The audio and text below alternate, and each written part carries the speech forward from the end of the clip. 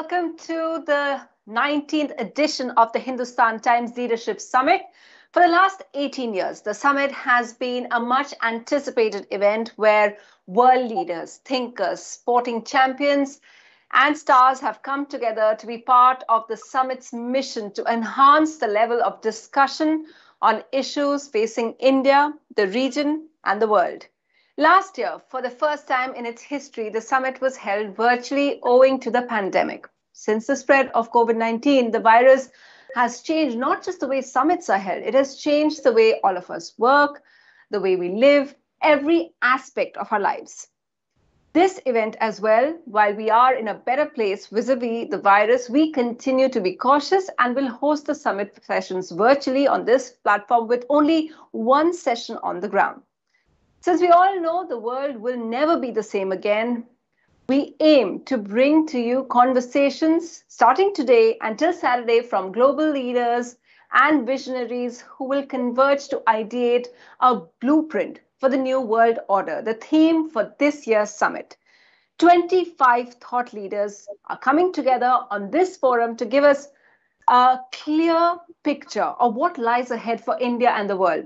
All through this week till Saturday, we bring you a stellar list of speakers, top ministers like Amit Shah and Nirmala Sitharaman to chief ministers, Uddhav Thackeray, Charanjit Singh Channi and Bhupesh Baghel, and speakers from the world of business, entertainment to sports, which brings me to our inaugural session with someone who's literally the greatest of all time, Usain Bolt.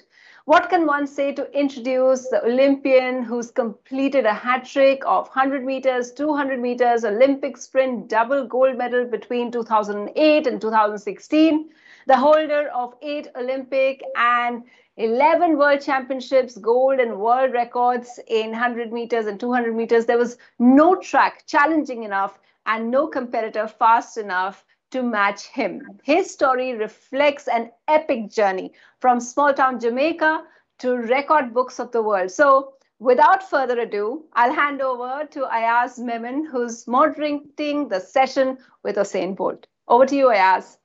Thank you, Sunitra. It's both a privilege and a pleasure to be speaking to Usain. You might not remember it, but in 2012, when he won the 100 meters gold, I was part of the press entourage sitting there to take an interview or hear him speak. And one of the things he mentioned there was how much he fancied playing cricket. He comes from Jamaica, which has a strong legacy, and also expressed a desire that, I could have played in the IPL. Well, Usain, we've got a mega auction coming up. We've got next season starting in April. We've got a mega auction coming up. We've got 2 more teams in the IPL. Do you want to throw in your hat in the ring and see if you're selected? Definitely. I'll get my training on. I'll get fit and get ready. Okay, on this session, we won't let you get away with under 10 seconds, which you're renowned for. All your medals have come in sprints, 10 or 20 seconds or lesser.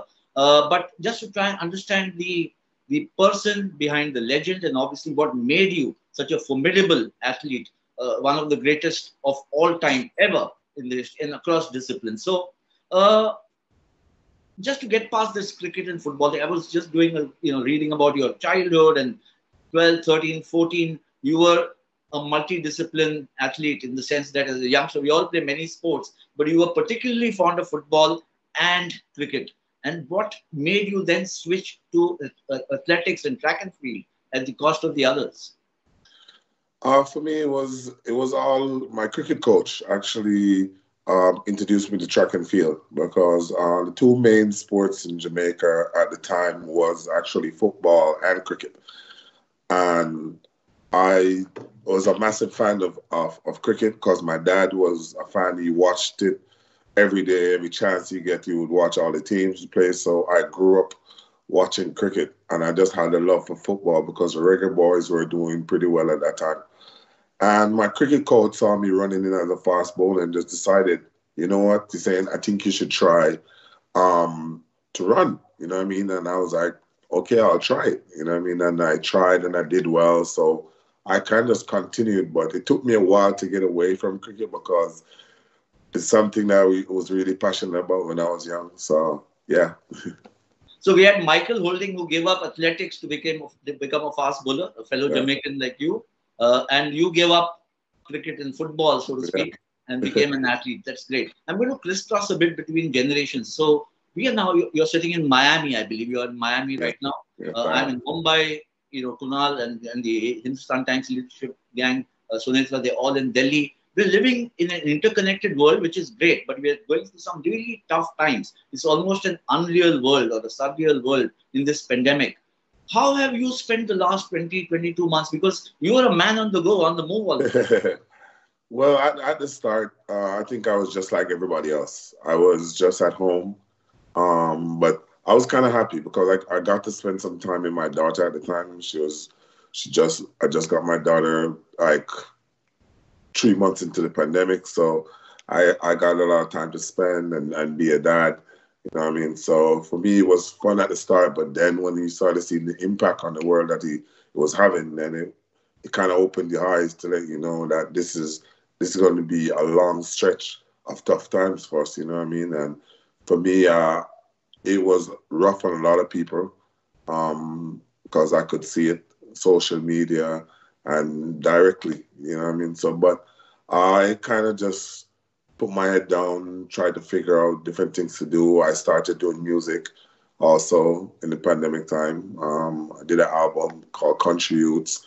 I spent times with my friends, my family, and just try to be tough and figure out ways to work in these tough times. I want to spend a little more. I'll ask you another question on this because in the last year, and especially during the Olympics, even before that, Naomi Osaka, then you had Simone Biles. Mental health has become a big issue in international sports, especially at the elite level, which actually runs counter to what most people imagined about elite athletes. That hey, I mean, such great athletes, why would they even suffer from mental health problems? But this doesn't. What's your take? What's happening in the elite athlete world? For me, I understand. You know what I mean? I've seen what they've been through. But I went, I would say I went through the tough times when I was younger. And it was harder it wasn't as hard because social media wasn't as developed back then. I think social media plays such a big part on putting so much pressure on these young top elite athletes right now. So one thing when I was growing up and going through the ranks, one thing I stayed away from social media. I didn't read, even if I post a picture or something, I don't personally read the comments. You know what I mean? I think that's the problem. They read what the media is saying. If they had a bad day, if they're having a bad stretch of luck, you know what I mean? So I personally would tell them to stay away from social media. I got lucky because I was younger. I didn't have access to the social media on your phone, like one click and you could see everything. You know what I mean? But it was tough for me, but I got through by the support of my family and my friends being around me and showing me a lot of love.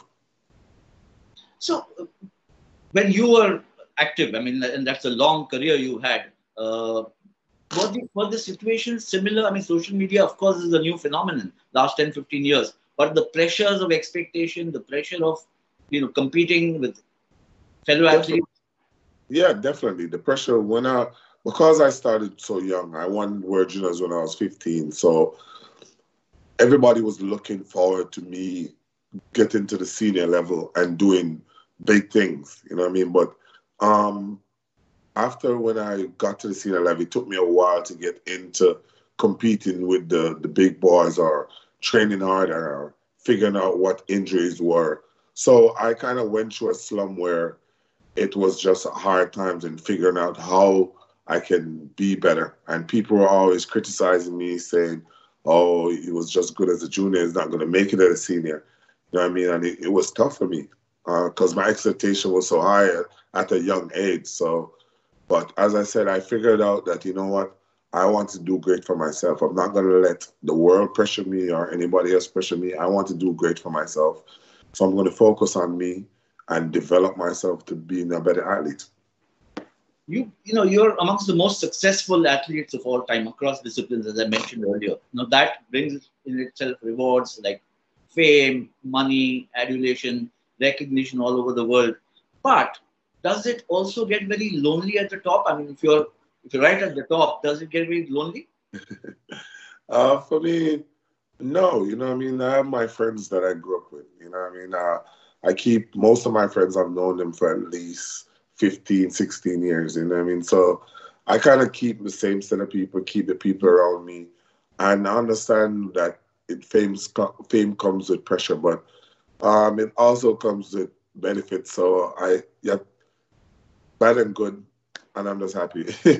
But that's a very Caribbean outlook on life, which I can tell you because I've been there a few times, and you know there is work and there's the stress and all, and after that there's life that you have to lead. Exactly, exactly, and that's how I look at it. You know what I mean? There's always going to be stress, even if you're not famous. You know what I mean? But you have to always just be true to yourself and just to live your life as best and as a role model because we are role models. So that's how I look at it. Just to kind of dwell a little bit on when you started, you was 15, 16, already an athlete of great potential.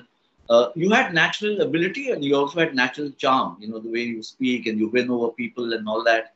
But success at such a young age obviously puts a lot of pressure, the burden of expectation, which you've talked about.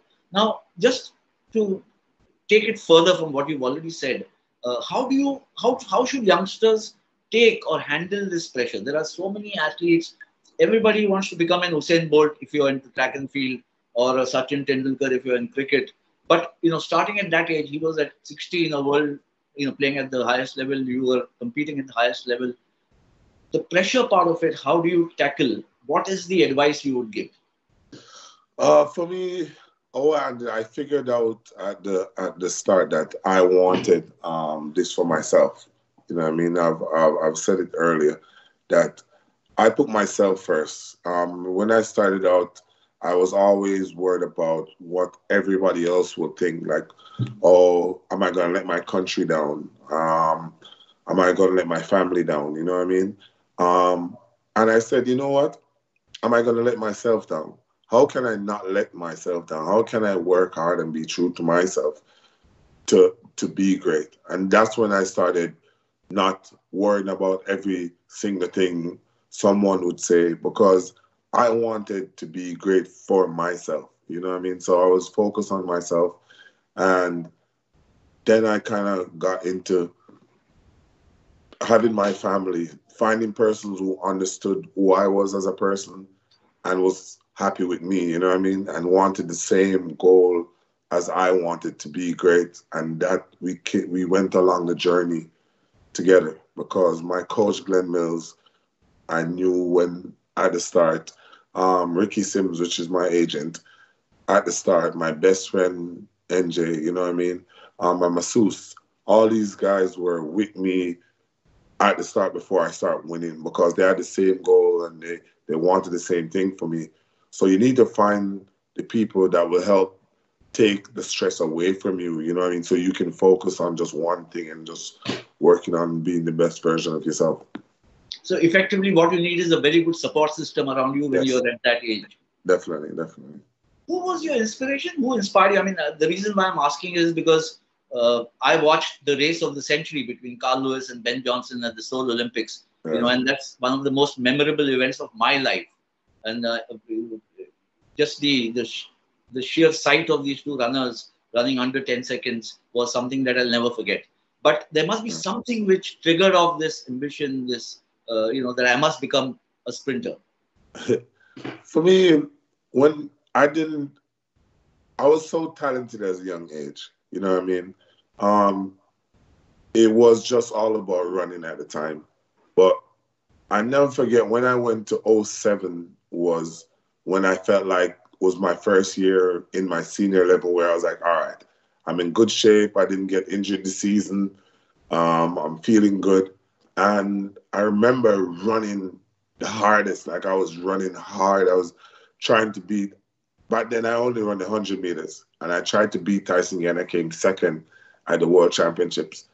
And I feel that was the moment when I went to coach and I was like, no, we need to figure this out. And he says, listen, if you do this, do that, you will be the best. And that's when I really turned my life around after that one race because I felt like I was in good shape and I really wanted to win. So the fact that I didn't win, because I'm so competitive, I was like, you know what, I need to do more. And that's how I really got into it. So Jamaica has always had a very strong tradition. In fact, the Caribbean islands, even TNT and some of the other Barbados, of very strong sprinters. But in the last 20 years or quarter of a century, there's been a turnaround in Jamaica. I mean, Jamaica has become the powerhouse of sprint champions now across genders, men and women. What is it in the water of Jamaica which is producing such great champions? I mean, Don Corey, I remember Ben Johnson was a Jamaican who settled in Canada. So there's always been a rich tradition. But the last 25 years has been phenomenal. What's been happening? I really don't know. I think more people are focused on track. I think the kids now are more focused on track and field. All right, throughout the years, I've noticed a different trend. Like when I was growing up, everybody was watching the West Indies because in my era, it was Courtney Walsh and Curtly Ambrose, Brian Lara, and all these people. So in that era, everybody either wanted to play football or play cricket. That was the two sports that everybody, because that's what we saw as success, because all the athletes were doing that. So when we started now and started doing track and field, it kind of grew so big because in the Olympics, in '08, we dominated so big that now everybody started looking at track and field. All the kids started saying, oh, you know what? I want to be a Shelly and Fraser. I want to be a Usain Bolt. So now more kids were focused on track and field. And at the Boys and Girls Champs in Jamaica, which all the schools across the country comes together and compete. And that's where you see the best talent, and that's where they come from. So, you come across a very confident man. I mean, all through your running career. But what was your feeling when you first went to the Olympics? You're coming from a country which is small in population. It's parked somewhere in the Caribbean islands. Lovely place, Jamaica, but not the US or China or one of these great sporting countries in that sense. Yeah. For me, when I'm in good shape, at a young age, I was really nervous. I think one story I need to tell to understand is that at the World Juniors, competing in Jamaica, the 200-meter finals, I was trying to put my shoe on and I put the wrong shoe on the wrong foot because I could not focus. I was so nervous. I was nerve-wracking, and I won. And I remember telling myself that if I can win in front of my home crowd, where I was that nervous to the point where I was putting a wrong shoe on the wrong foot, then I can win in front of anybody else. You know what I mean? So that's one thing that helped me with the crowd and the stage fright. But being prepared. When I knew I was very prepared, I was always confident. I always walk proud, speak strong, because I knew I put in the work. I knew I did my best, so I was so confident. What is the environment? What is the mood? What is the ambience in the Olympics or the World Championships when you're sitting with fellow, all of them fantastic athletes, Justin Gatlin, Asafa Powell, Usain Bolt, Johan Blake, each one wanting to win medal, glory, all under 10 seconds. Is the mood very somber? What is the mood like? You all guys know each other. You all are competing against each other for years. And yet, at the time of the big race, what's the mood? I think at the time, everybody's kind of in their own zone. You know what I mean? Most of us are friends, or we conversate. But the moment we get to the warm-up track, then it's kind of like, all right, good luck, and then we go our separate ways. You know what I mean? But I don't think it's as intense as it was back in the days. You know what I mean? Because I watched those races on YouTube. The level of intensity, it's always crazy to watch.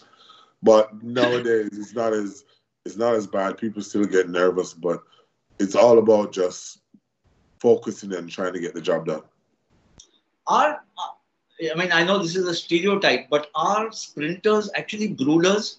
You've been a very different kind of a persona or personality. But, when I remember Ben Johnson or even Carl Lewis, they used to be fairly glum, not you are very outgoing. Yeah, yeah. And Johan Blake, who I've seen at the Olympics, but not some of the others. I think it's just my personality, you know what I mean? Throughout my life is something that I've always done. If you watch all my races that I've won, I've always just performed and just shown my personality to let people know who I am. And I think that's one of the main reasons that people love me, because it wasn't just all about running. I was trying to entertain. So I think that's one thing that people enjoyed and love, and it's just who I am as a person. I just like to laugh and have a good vibe and have a good time. But your body language was very strong and you were very engaging. And was that also a way to intimidate the rivals, you know, get No, a of them before the race? It was just, I think I'm just a nice person. You know what I mean? I'm genuinely just a nice person. So for me, I'm always smiling and talking to people and stuff. I try to avoid even talking to the athletes because people have made that point to me already when I was running that, oh, is this your way of intimidating people? I was like, it's really not. I'm just a nice person. So if you're going to have a conversation with me, I'm going to have a conversation with you. You know what I mean? I'll engage. If we're friends and I know you, I'll engage you and talk to you. But I figured out at the end, not really at the end, maybe the middle, that a lot of times these athletes might feel like I'm intimidating them. So I kind of stopped. Do you have any fear? I mean, and not necessarily about running, but is there any fear in life? And if so, what would that be? Do you fear ghosts? Or like, yeah, definitely. My biggest fear right now is being a father. You know what I mean? Because the little things now, I'm in charge of 3 little kids. You know what I mean? So I do not want to fail at that. I think that's one of the biggest things. You know what I mean? I've been talking to a lot of my friends because most of my friends have older kids. I've been having conversations, you know what I mean? So I think that's one of my biggest fears right now is to fail as a dad. Yeah, that's a universal fear. I still fear that. But your toughest rival, if you have to pick one, not easy. There have been some great athletes, some great runners. Justin Gatlin for me was my toughest rival. I think because mentally he was always there. He's always ready to go. And he has proven himself to be a championship person. I think he was one of my toughest rivals that I ever had. And I really enjoyed it. It was fun. For the benefit of a lot of young athletes who will see this and read about this, young sprinters. So just give an idea of what your daily training regimen used to be when you were active, and especially in season, off season, and in season when you were competing. So for me, a training day would look like I get up in the morning. At times I'll do abs, a little bit of abs if I'm in the mood, and then I'll go to the gym. We work out for an hour and a half, depends on the program that my coach gives me. You go home, get some lunch, get some rest. Then we'll have the training program.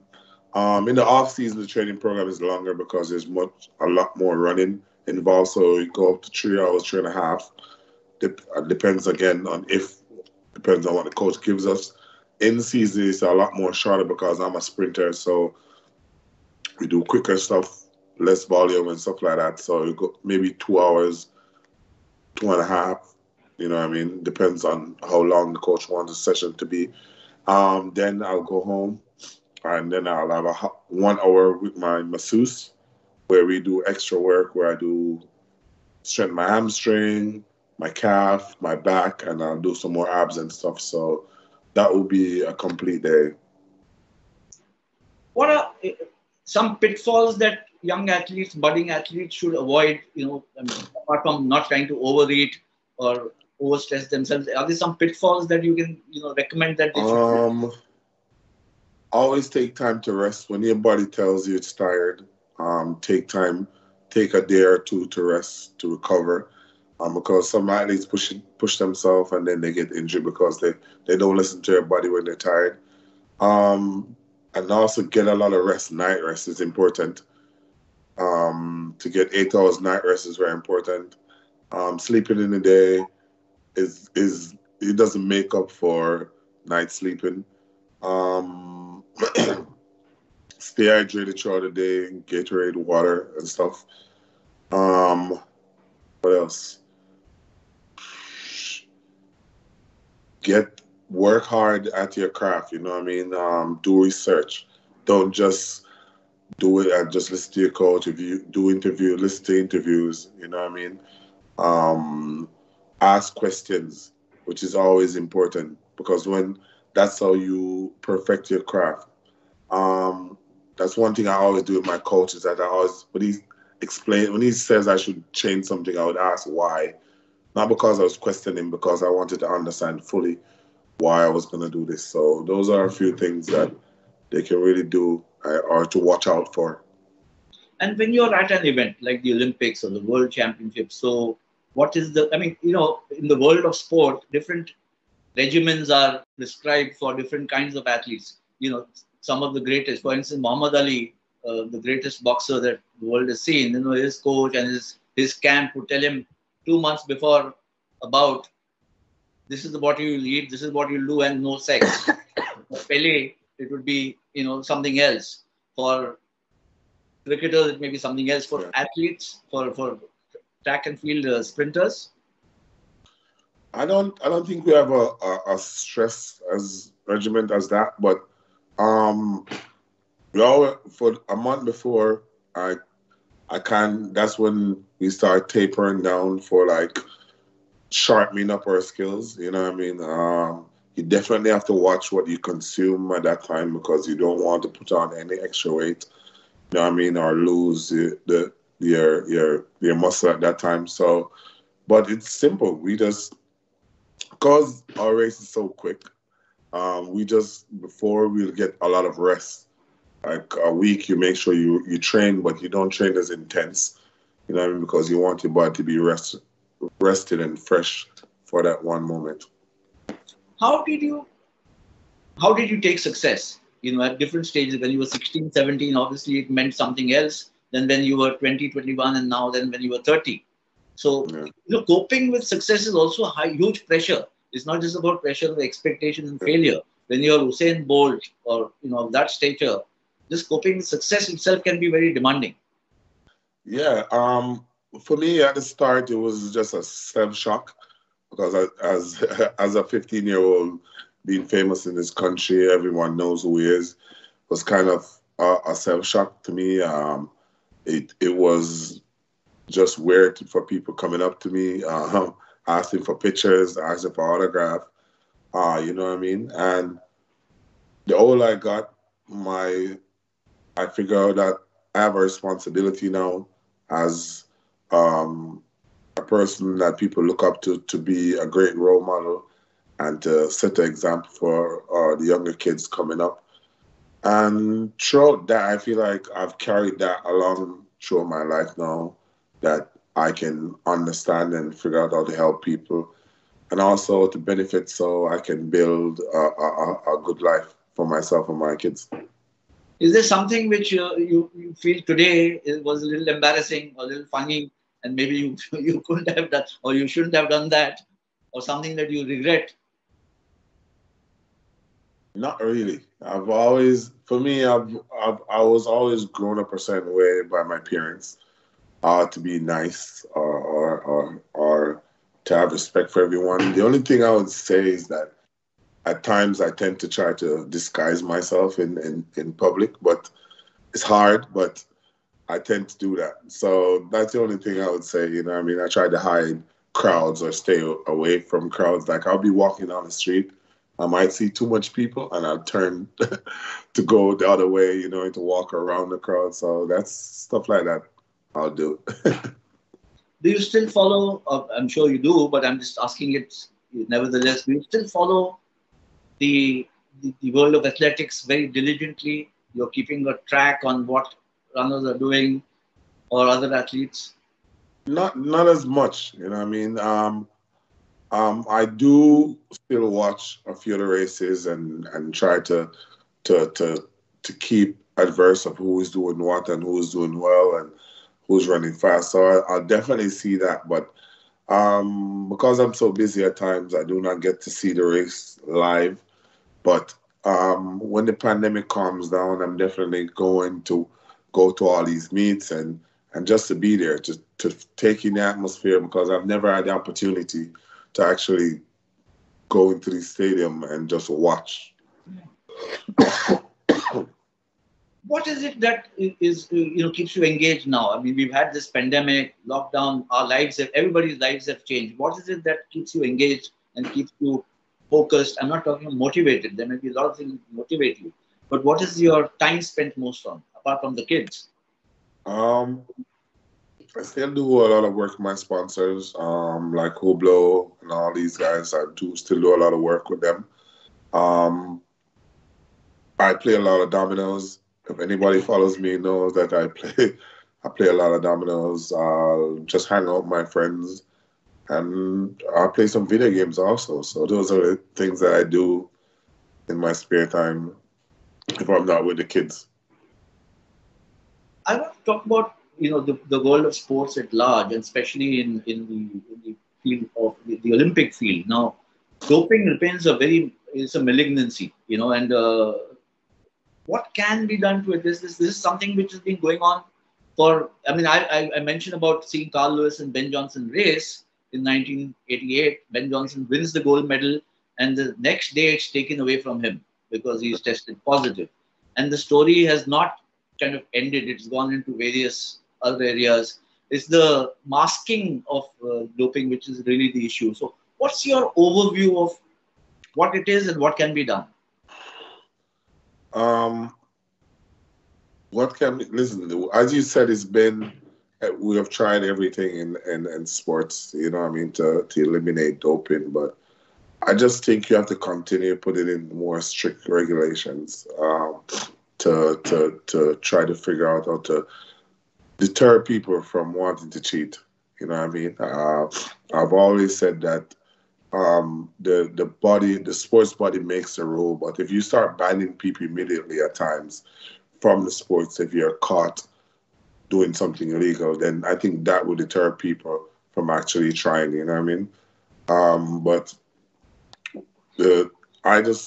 I tried to live respectful. As I said, I understood what it meant to show the world that it could be done. You know what I mean? So younger kids can look up to me and say, listen, Usain did all these great things without taking drugs. It's just about hard work and dedicating yourself. And I look at it as a lot of people want to take short road, never want to take the short road, always want to be the best version of yourself. You know what I mean? So young athletes, listen, it's all about dedication and applying yourself. It won't happen overnight. You know what I mean? You have to really work hard and be dedicated. So something like this keeps dogging all the elite athletes, and that especially in wrestling or boxing and certainly athletics. Did it ever bother you? Because there's always this accompanying skepticism, and then nothing, I know that you have always said, I'm open for any test. Anybody can do whatever they want, and that's fine by me. But does that tell on the pressure? Does it add to the pressure? It's not a pressure. It's just for me, it's always been like annoying more than anything else. You know what I mean? I understand why, but it's more annoying to me because when you're comfortable in your skin, it doesn't really matter. You know what I mean? I was comfortable. I wasn't worried at all. You know what I mean? It was just always when people would question what you have done. You know what I mean? That was the only annoying thing about it. But otherwise, I knew who I was as a person, and I knew the work that I put in to get where I'm at, so I was okay. One of the other issues, we talked about mental health, but one of the other issues which has become really huge in international sport is Black Lives Matter. Your fellow Jamaican, Michael Holding, has written a book, Why We Kneel, How We Rise, recently, about racism in sport. It started from the US, as we know, and then it's become a global phenomenon. Everywhere people are acknowledging it and trying to address it. Any experiences that have you ever been subjected to racism? Yeah, I think definitely yes. It hasn't been anything massive for me. You know what I mean? I've always just tried to ignore the smaller ones. You know what I mean? But I've been in situations where people have approached me, or and I know it's because of the color of my skin. You know what I mean? But I've always just tried to live positive and move past it. You know what I mean? But as you said, in America, it has really gotten so much bigger that now everybody is speaking out and telling their story about what they've been through, and it's a problem. And I think we have to speak out on it and really uh, try our best to really let everyone be aware and let them know how we feel as a people. You know what I mean? So hopefully in the future we can all come together and be a better world. On a broader level, do you think, or do you think that sports persons should be involved in this kind of activism? There are two schools of thought, or the politics of it. Some say we are sports persons, and that's what we are limited to. The others feel no, we should be involved. I think sports is the biggest thing around the world, no matter what anyone says. You know what I mean? Sports has a massive impact on everyone. You know what I mean?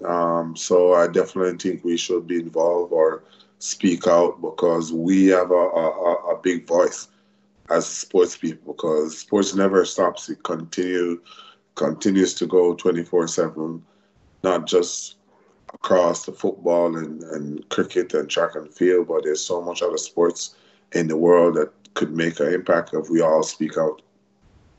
So I'm coming towards the end of our session. So I want to know, what does Usain Bolt do to chill and be away from the gaze of people? I mean, there is an Usain Bolt we know who loves the limelight, the spotlight. You revel in it, you enjoy it. But there's also there must be a private Usain Bolt somewhere. For me, if you follow my career throughout my life, you know that I enjoy um, partying, going out, having a drink. You know what I mean? But as I said earlier, I love playing dominoes. That's if I could play dominoes every day, I would play dominoes every day. You know what I mean? I play video games. I just chill. I'm a chill person, so I'll stay at home, sleep. I'll binge watch a few shows. So yeah, that's how I live on my relaxed days. And how's your good buddy, Mr. Universe Boss, doing, Chris Gale? It's good. We actually met up. We were in Dubai together the other day, Yes. and we hanged out for a while and chit chat. And he was telling me he was going to a cricket tournament. I think I don't remember where it was, but he was going to another cricket tournament. So Yeah. he's good Well, though. he's been all over the globe and just bringing in the fans. Not playing for the West Indies now. He's retired Yeah, from West Indies cricket. But just to dwell a little more briefly on cricket, as I mentioned earlier, the IPL is coming in an extended version now. Uh, I was being facetious about whether you want to play or not. But what were your skills? Batting, bowling, I was hitting the actually ball? good at both. I was You actually did good both. at both. Yeah, yeah, I was all around. I was proper good at batting, you know what I mean, and bowling. I would, I was consistent, you know what I mean, in batting and doing well. But I think bowling was mostly my strength. I was Right. really good at bowling. And I remember after a couple of years, after I stopped, I went back and tried to bat. Listen, it's all about practice. Because I could still bowl. I still had majority of my skill bowling, but batting wise, it was all gone. So I've got a series of questions. You have to give me one line or one word answers. And so, yeah, I mean, T20 or Test cricket? T20. T20. Stocks or cryptocurrency? Stocks. Stocks. Tendulkar or Lara? Ah, I have to go with Lara's, my people. Okay, this is another tough one. Ronaldo or Messi? No, Ronaldo for sure. Ronaldo for sure. I'm a massive fan. Reggae or hip hop? Reggae music. Reggae music. And this is the really easy one for you. It should be. the greatest Olympian of all time, Michael Phelps or Usain Bolt? Amongst men. I'm not including let me think about it. Usain Bolt. Well, since you said Usain Bolt, we can't let you go without your, your trademark gesture, which is, yeah, that's it. That's it. Thank you so much for being with us, Usain. I think, you've taken everything unflinchingly, all the questions that I've hurled at you. It's been wonderful having you on this panel. And I'm sure that the audience, they would have, there's a lot of messages that you send, especially to young and budding athletes and also to elite athletes, which should be of great value to them. Thank you so much once again. Over to you, Usain. Thank you very much.